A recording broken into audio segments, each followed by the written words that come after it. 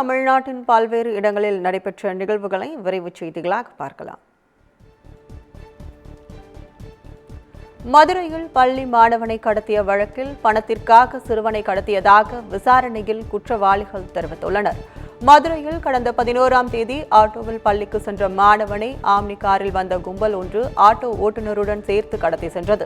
இதை அடுத்து மாணவனின் தாயாரிடம் அந்த கும்பல் 2 கோடி ரூபாய் பணம் கேட்டு மிரட்டியது. இதுகுறித்து மாணவனின் தாயார் போலீசில் புகார் அளித்ததை அடுத்து மாணவன் மற்றும் ஆட்டோ ஓட்டுநரை கிண்ணிமங்கலம் காட்டு பகுதியில் போலீசார் மீட்டனர். இச்சம்பவம் தொடர்பாக தேனியை சேர்ந்த செந்தில்குமார், திருநெல்வேலியை சேர்ந்த அப்துல் காதர், தென்காசியை சேர்ந்த வீரமணி, காளிராஜ் ஆகிய 4 பேரை போலீசார் கைது செய்தனர். இந்நிலையில் இச்சம்பவத்தில் ஈடுபட்ட முக்கிய குற்றவாளிகளான பெண் உட்பட 3 பேரை போலீசார் தீவிரமாக தேடி வருகின்றனர். இதனிடையே கைது செய்யப்பட்டவர்களிடம் போலீசார் மேற்கொண்ட விசாரணையில் பொருளாதார ரீதியாக வசதி படைத்தவர்களின் பின்புலங்களை தெரிந்து கொண்டு அவர்களின் குழந்தைகளை கடத்தி பணம் கேட்டு மிரட்டியது தெரியவந்துள்ளது. நாகர்கோவில் பகுதியில் மசாஜ் சென்டர் நடத்த அனுமதி வழங்க கோரி வழக்கறிஞர் தாக்கல் செய்த மனுவில் மனுதாரருக்கு 10,000 ரூபாய் அபராதம் விதித்து உயர்நீதிமன்ற மதுரை கிளை உத்தரவிட்டுள்ளது. கன்னியாகுமரி மாவட்டத்தை சேர்ந்த வழக்கறிஞர் ராஜா முருகன் என்பவர் தான் நாகர்கோவில் பகுதியில் மணமகள் மன்றம் நடத்தி பாலியல் சேவைகளை வழங்கி வருவதாகவும் காவல்துறையினர் தன் மீது பொய் வழக்கு பதிவு செய்து தொந்தரவு செய்து வருவதாகவும் குறிப்பிட்டுள்ளார். மேலும் தனக்கு காவல்துறையினர் தொந்தரவிலிருந்து பாதுகாப்பு வழங்குவது மட்டுமல்லாமல் இழப்பீடாக 5 லட்சம் ரூபாயை வழங்க உத்தரவிட வேண்டும் என கூறியிருந்தார். இதுகுறித்து விசாரித்த நீதிபதி, வழக்கறிஞர் எனும் பெயரில் ஒருவர் இதுபோன்ற விஷயத்தை செய்தது மிகவும் துரதிருஷ்டவசமானது என தெரிவித்தார். அதனைத் தொடர்ந்து காவல்துறையினர் அவர் மீது பதியப்பட்ட வழக்கில் விரிவான இறுதி அறிக்கையை கிழமை நீதிமன்றத்தில் தாக்கல் செய்ய வேண்டும் என கூறியதை அடுத்து மனுதாரருக்கு 10,000 ரூபாய் அபராதம் விதித்து வழக்கை தள்ளுபடி செய்து உத்தரவிட்டார்.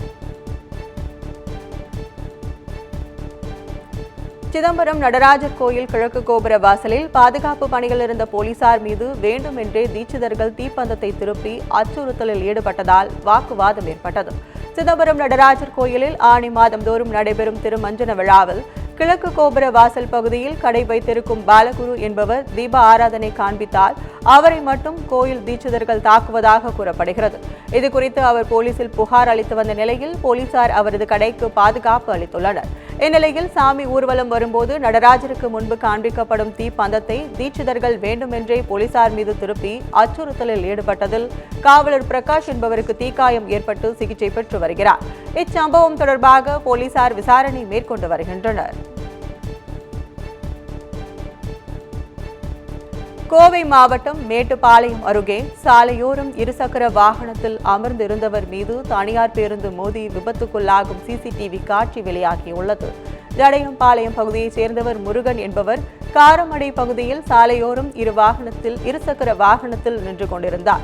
அப்போது அவ்வழியே அதிவேகமாக வந்த தனியார் பேருந்து ஓட்டுநரின் கட்டுப்பாட்டை இழந்து இருசக்கர வாகனத்தில் நின்றிருந்தவர் மீது மோதியது. இந்த விபத்தில் அவர் சம்பவ இடத்திலேயே உயிரிழந்த நிலையில் மேலும் ஒருவர் படுகாயம் அடைந்து சிகிச்சை பெற்று வருகிறார். தகவல் அறிந்து சென்ற போலீசார் விபத்து குறித்து விசாரணை மேற்கொண்டு வருகின்றனர்.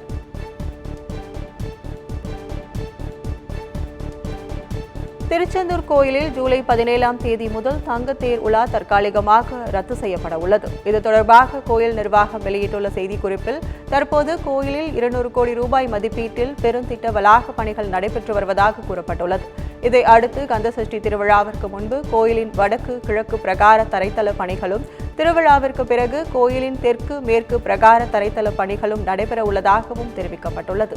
இப்பணிகளுக்காக ஜூலை 17ஆம் தேதி முதல் தங்கத்தேர் உலா தற்காலிகமாக நிறுத்தி வைக்கப்படுவதாகவும், பணிகள் முடிவுற்ற பின் தங்கத்தேர் உலா வழக்கம் போல நடைபெறும் எனவும் கோயில் நிர்வாகம் கூறியுள்ளது. உலக புகழ்பெற்ற தூத்துக்குடி தூய பனிமய மாதா பேராலய திருவிழாவை முன்னிட்டு முன்னேற்பாடுகள் பணிகள் தீவிரமாக நடைபெற்று வருகிறது. தூத்துக்குடி தூய பனிமய மாதா பேராலய திருவிழா ஆண்டுதோறும் 10 நாட்கள் நடைபெறும். இந்த ஆண்டிற்கான விழா வருகிற 26ஆம் தேதி கொடியேற்றத்துடன் தொடங்க உள்ளது. திருவிழாவின் சிகர நிகழ்வான அன்னையின் திருவுருவ பவனி ஆகஸ்ட் 6ஆம் தேதி நடைபெற உள்ளது. இத்திருவிழாவை முன்னிட்டு தினமும் காலை மாலை சிறப்பு திருப்பலி நடைபெற உள்ளது. இத்திருவிழாவையொட்டி பேராலயத்தில் வர்ணம் பூசும் பணி, தூய்மை பணி உள்ளிட்ட முன்னேற்பாடு பணிகளில் ஊழியர்கள் தீவிரமாக ஈடுபட்டு வருகின்றனர். தென்காசி மாவட்டத்தில் பெய்து வரும் கனமழையின் காரணமாக குற்றால அருவிகளில் வெள்ளப்பெருக்கு ஏற்பட்டு சுற்றுலா பயணிகள் குளிக்க தடை விதிக்கப்பட்டுள்ளது. மேற்கு தொடர்ச்சி மலையை ஒட்டிய வனப்பகுதிகளில் கடந்த சில நாட்களாக இடைவிடாது கனமழை பெய்து வருகிறது. இதன் காரணமாக தென்காசி மாவட்டத்தில் உள்ள சுற்றுலா மெயின் அருவி, ஐந்தருவி, பழைய குற்றால அருவிகளில் வெள்ளப்பெருக்கு ஏற்பட்டுள்ளது. இந்நிலையில் சுற்றுலா பயணிகள் குற்றால அருவிகளில் குளிக்க தடை விதிக்கப்பட்டுள்ளது.